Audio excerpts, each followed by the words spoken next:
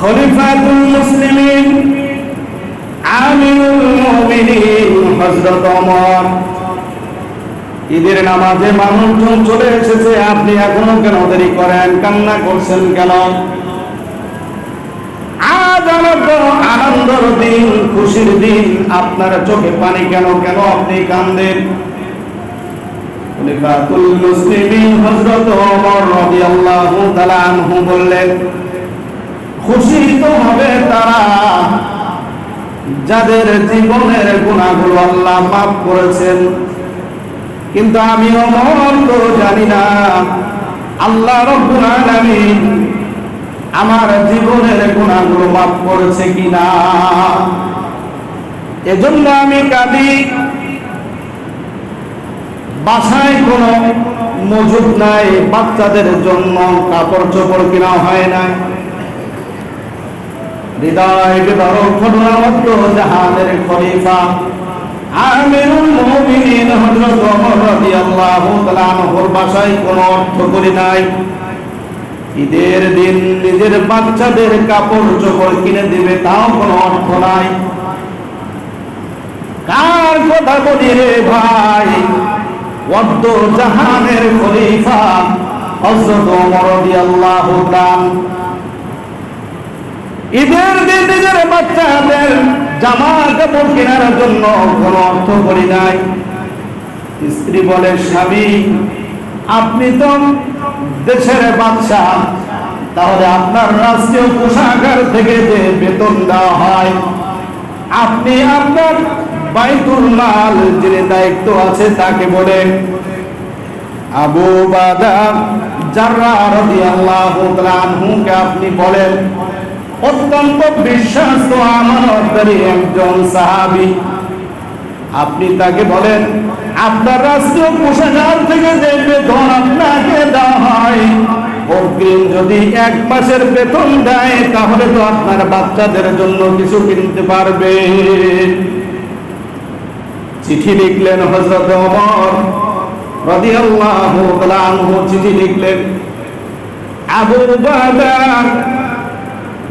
জাররাহ, যদি রাষ্ট্রীয় কোষাগার থেকে আমি ওমরের জন্য অগ্রিম 1 মাসের বেতন ধার্য করা হয়, সম্ভব যদি হয় আমি ওমরকে দাও।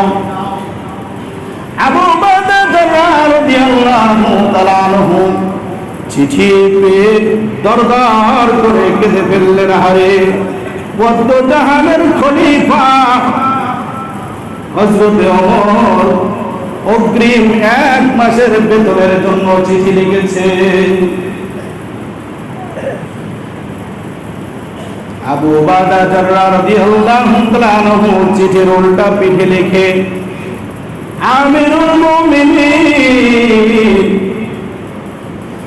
আপনার অগ্রিম 1 মাসের বেতন দেওয়া হবে, কিন্তু চিঠির মাধ্যমে না। আপনি আসেন আমার সাথে সাক্ষাৎ হওয়ার পরে 1 মাসের বেতন দেওয়া হবে অগ্রিম। চিঠি পেয়ে আমিরুল মুমিনিন হযরত ওমর রাদিয়াল্লাহু তাআলা আনহু আবু উবাদা জাররাহ রাদিয়াল্লাহু তাআলা আনহুর কাছে গেলেন। আবু উবাদা জাররাহ কেঁদে কেঁদে বললেন, রে ওমর, আপনি অর্ধ জাহানের খলিফা, এটা ঠিক আছে, মুসলিম আমিরুল মুমিনিন, এটাও ঠিক আছে, কিন্তু আমার প্রশ্ন, আপনি যে অগ্রিম 1 মাসের বেতন নেবেন, এই 1 মাসে রাজ্যের জনগণ আপনাকে ক্ষমতায় রাখবে কি রাখবে না, এটার গ্যারান্টি আমাকে দিতে হবে। আল্লাহু আকবার। আপনি যে 1 মাসের অগ্রিম বেতন চাচ্ছেন, এই 1 মাস পর্যন্ত যে আপনার ক্ষমতায় জনগণ রাখবে, এটার সিউরিটি কি আমাকে দেন। 2 নম্বর প্রশ্ন, আবু উবাদা জাররাহ রাদিয়াল্লাহু তাআলা আনহু বললেন, ওয়া আমিরুল মুমিনিন হযরত ওমর, 1 মাসের অগ্রিম বেতন যে আপনি চান, আমাকে এই গ্যারান্টি দেন যে আগামী 1 মাস পর্যন্ত যে আপনি জীবিত থাকবে। হযরত ওমর রাদিয়াল্লাহু তাআলা আনহু দু চোখের পানি ছেড়ে দিয়ে মুখ ভাসে বললেন, দুহাত করে দোয়া করলেন, আল্লাহ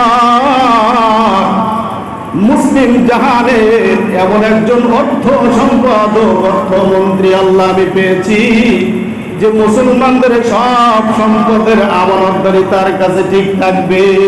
আল্লাহু আকবার। বাদশাকেও রাষ্ট্রীয় কোষাগার থেকে 1 মাসের অগ্রিম বেতন দেওয়া হলো।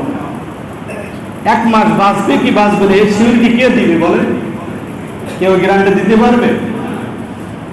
আর আজকের আমার দেশের টাকা অর্থমন্ত্রী তো দূরের কথা, সামান্য পাতি নেতার কাছেও যদি কোনো আমানত রাখা হয় সে সব খায়া শেষ করে ফেলছে।